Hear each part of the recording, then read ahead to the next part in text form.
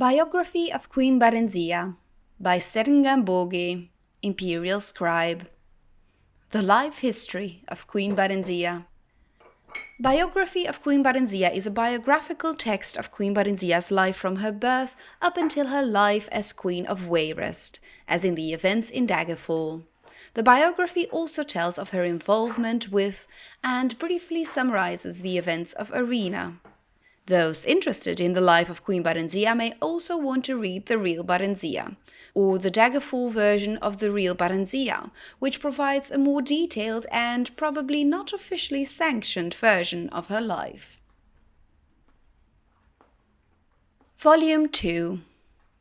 The first volume of this series told the story of Barenziah's origin heiress to the throne of Mournhold, until her father rebelled against His Excellency Tiber Septim I and brought ruin to the province of Morrowind.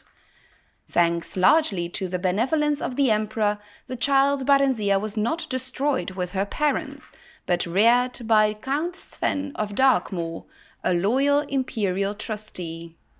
She grew up into a beautiful and pious child, trustful of her guardian's care. This trust, however, was exploited by a wicked orphan stable-boy at Count Sven's estate, who with lies and fabrications tricked her into fleeing Darkmoor with him when she turned 16.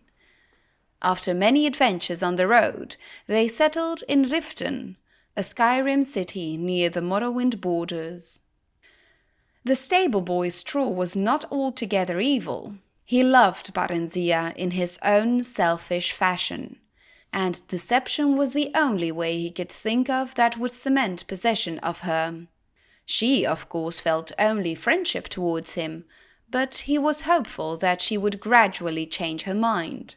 He wanted to buy a small farm and settle down into a comfortable marriage, but at the time his earnings were barely enough to feed and shelter them.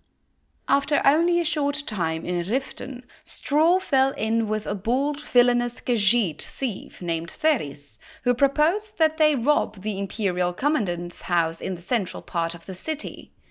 Theris said that he had a client, a traitor to the empire, who would pay well for any information they could gather there.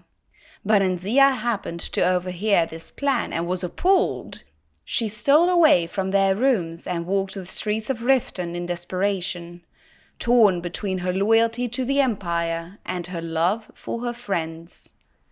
In the end, loyalty to the Empire prevailed over personal friendship, and she approached the commandant's house, revealed her true identity, and warned him of her friend's plan.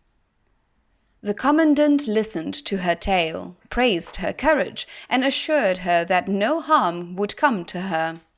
He was none other than General Symmachus, who had been scouring the countryside in search of her since her disappearance, and had just arrived in Riften, hot in pursuit. He took her into his custody and informed her that, far from being sent away to be sold, she was to be reinstated as the Queen of Mournhold as soon as she turned 18. Until that time, she was to live with the Septim family in the newly built imperial city, where she would learn something of government and be presented at the imperial court. At the imperial city, Barenziah befriended the Emperor Tiber Septim during the middle years of his reign. Tiber's children, particularly his eldest son and heir Pelagius, came to love her as a sister. The ballads of the day praised her beauty, chastity, wit, and learning. On her 18th birthday, the entire imperial city turned out to watch her farewell procession preliminary to her return to her native land.